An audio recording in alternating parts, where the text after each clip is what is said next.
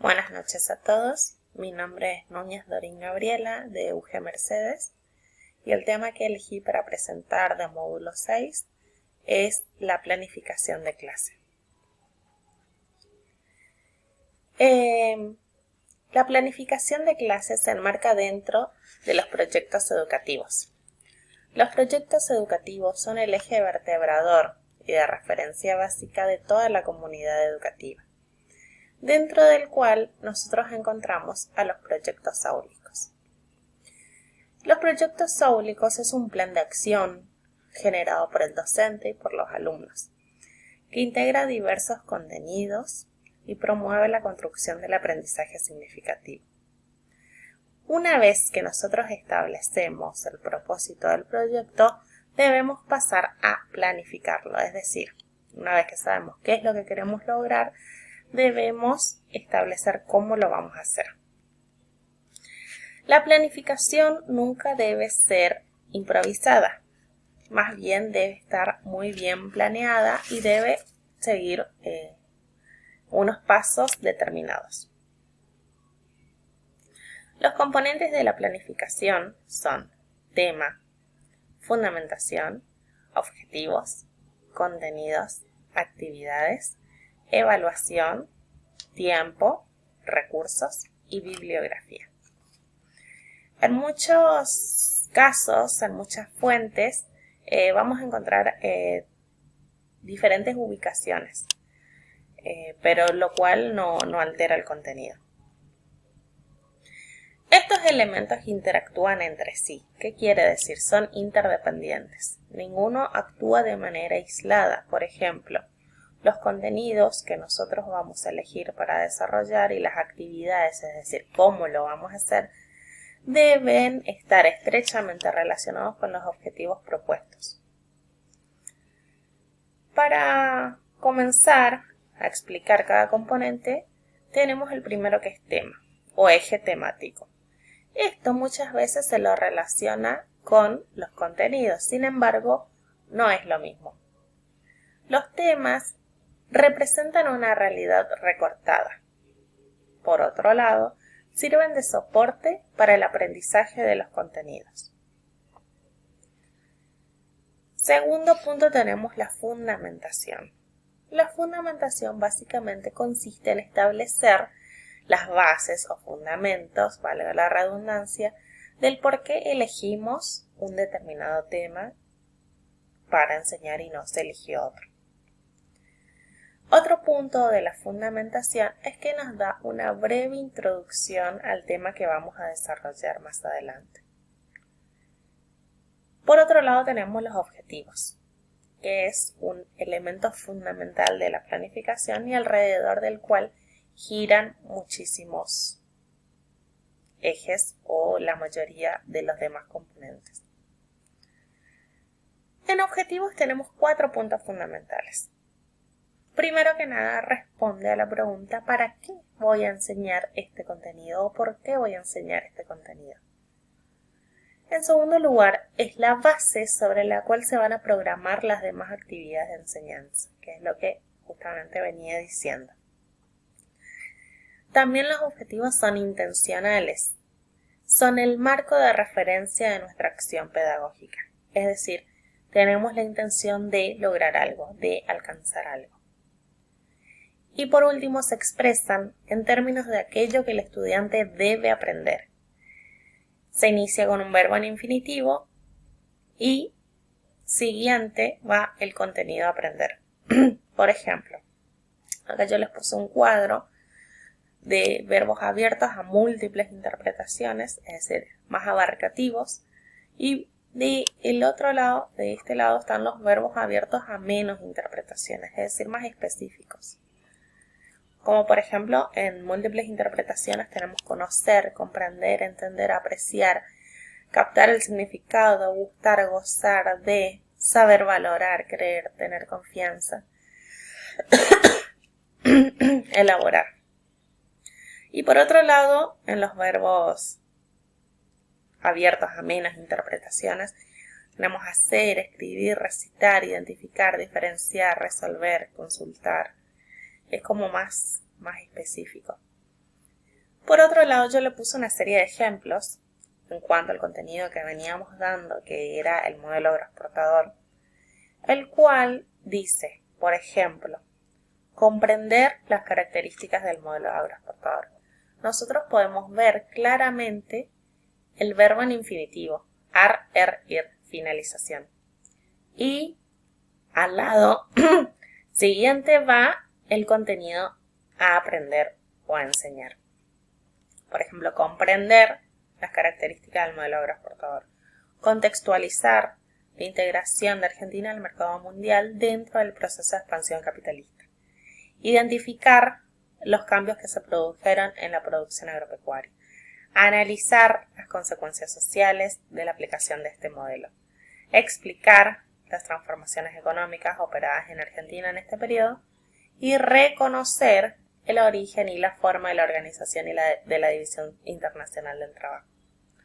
Así claramente vemos esa regla mencionada acá en el último punto, que se inicia con el verbo en infinitivo seguido del contenido a aprender. Ahora bien, el siguiente elemento de nuestra planificación son los contenidos.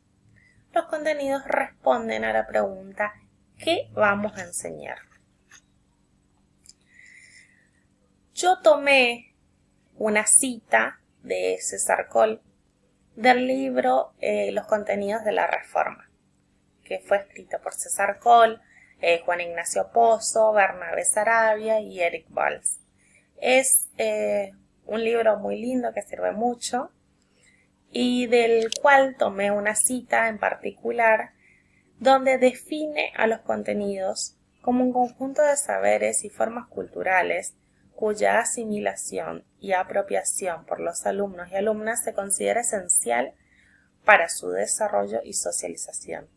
A mí me pareció muy significativo esta definición, por lo que decidí compartirla con ustedes. Los tipos de contenidos que nosotros vamos a enseñar van a ser conceptuales, procedimentales y actitudinales. El primer tipo son los contenidos conceptuales. Los contenidos conceptuales corresponden al área del saber, es decir, hechos, fenómenos y conceptos. Están formados también por conceptos, principios, leyes, enunciados, teoremas y modelos.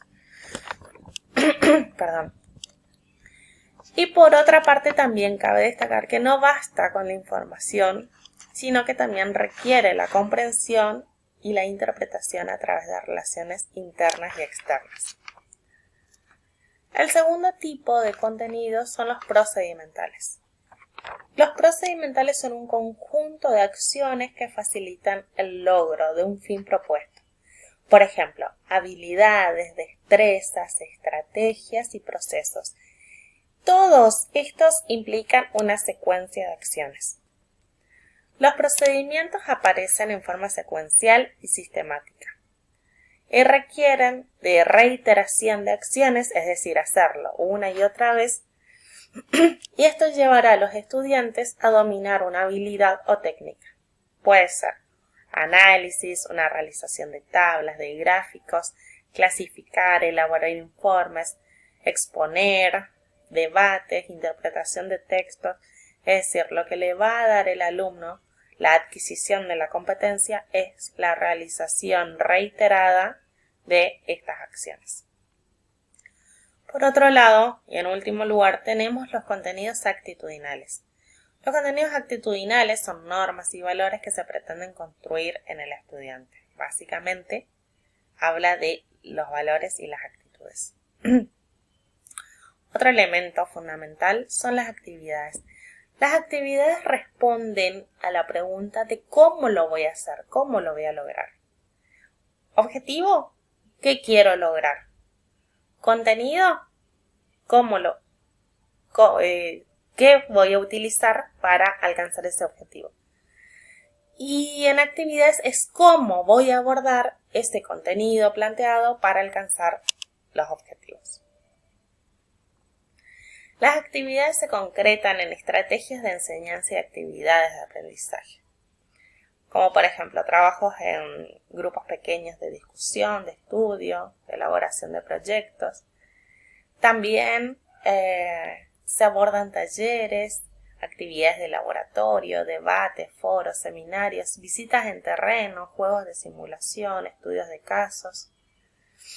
Y otra estrategia utilizada por el docente es la narración, la explicación, el diálogo y el interrogatorio, el ejemplo, la analogía, la metáfora, y algo que es muy utilizado y que sirve mucho para la enseñanza de los contenidos son las apoyaturas visuales. Es decir, pueden ser físicas o digitales, como por ejemplo este PowerPoint vendría a ser una apoyatura digital, ¿sí?, del contenido que yo estoy explicando.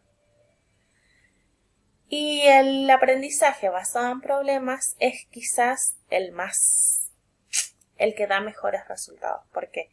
El aprendizaje basado en problemas consta de una confrontación. El alumno realiza una confrontación entre los conocimientos previos que ya sabe con la nueva información que se le presenta. A partir de este problema que él mismo se genera, se realiza un replanteo de sus esquemas cognitivos y así, de esta manera, al establecer las relaciones entre lo que ya sabe con el nuevo conocimiento, se alcanza un mayor nivel de competencia o de aprendizaje significativo. Por otro lado, otro elemento muy importante es la evaluación.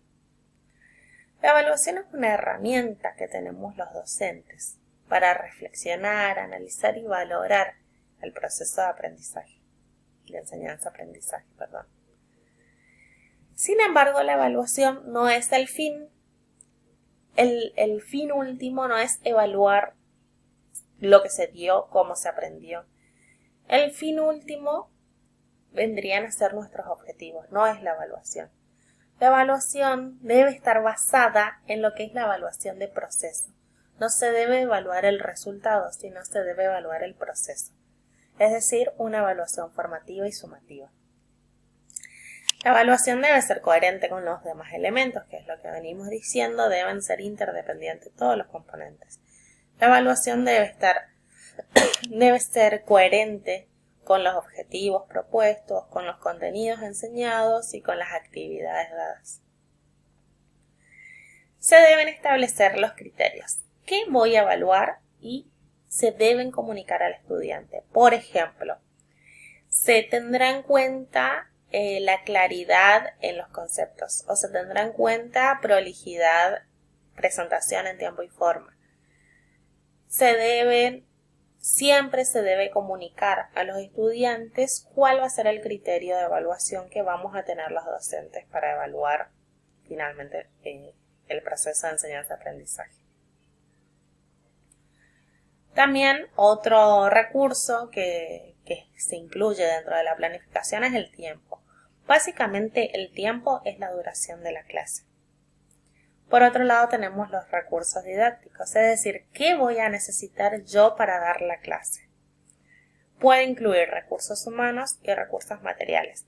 Los recursos humanos pueden ser el docente, en el caso de que haya especialistas invitados, que venga algún disertante, también entraría dentro de recursos humanos.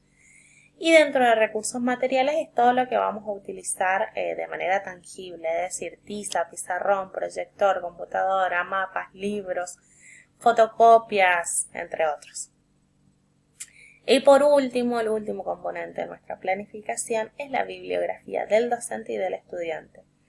Debe estar expuesto qué es lo que de qué nosotros nos servimos para elaborar la clase, la bibliografía que nosotros usamos y también la bibliografía que nosotros le damos al estudiante, que no necesariamente tiene que ser compatible. Pueden ser un breve recorte del libro que usamos elaborado en fotocopias. Bueno, espero que les haya servido mi explicación. Espero responder a lo requerido y de esta manera doy por finalizada mi explicación de planificación de clase. Muchas gracias.